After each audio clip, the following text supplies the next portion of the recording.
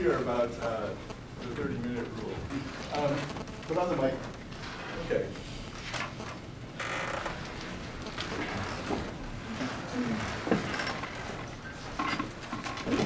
So I'm very happy to be here, and congratulations.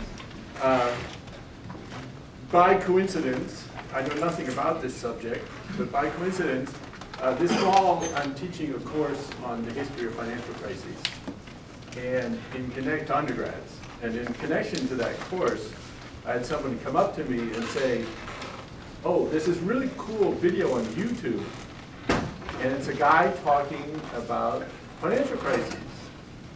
And I said, "Oh, show me." And they click on it, and there it is. Tom Sargent's on YouTube. He's at LSE delivering his Phillips lecture. And he's introducing not the modeling device we just saw, but I'd say a more comprehensive one. So he's drawn a big circle that I guess represents the world, and he's drawn a line down the middle, and he's written money on one side and credit on the other. And then he starts saying things that, you know, are sweeping, integrating all of this macroeconomics. But I admit it was a little hard to follow. There were arrows to the line, Paul Volcker, Glass-Steagall, Peel Act of 1844, the Code of Hammurabi. You know, I couldn't really figure out how all this was fitting together. And then I saw it. You know, I'd seen this video. I'd just seen this video. Tom wins the Nobel Prize. I come out here, and I thought, you know, what would I really like to see in a video?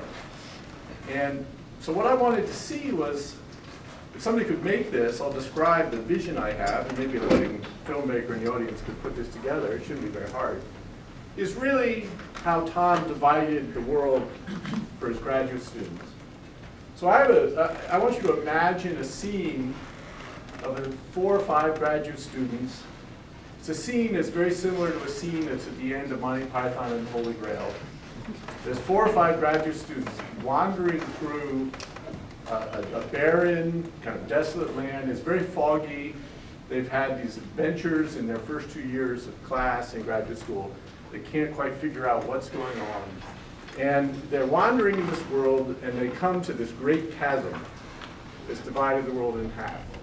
And there's a rickety bridge across the chasm. And there's this old wizard who's standing at the bridge, just like there is in the Monty Python movie.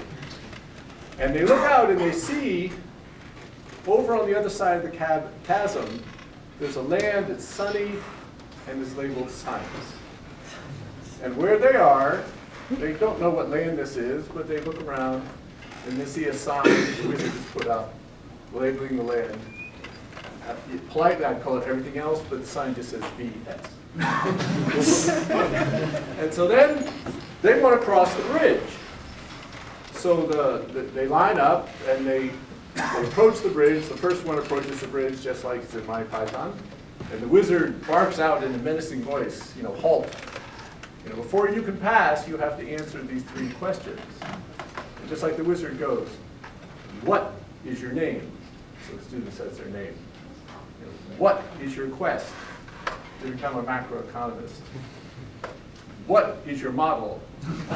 The first student goes, well, I like models that, and before he can even get through the sentence, he's lifted in the air and passed.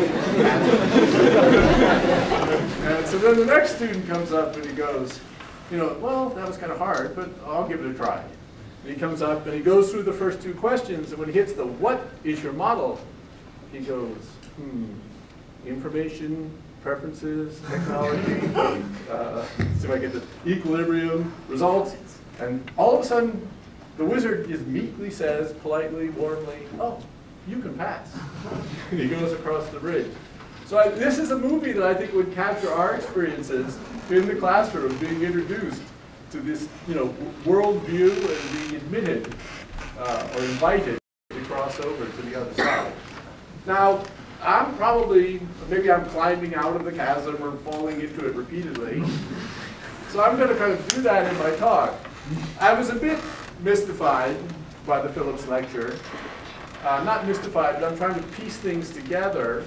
And I thought that maybe indulgently, I try to just show some pictures in a more serious way and try to ask some questions about how to fit some of that discussion into what's going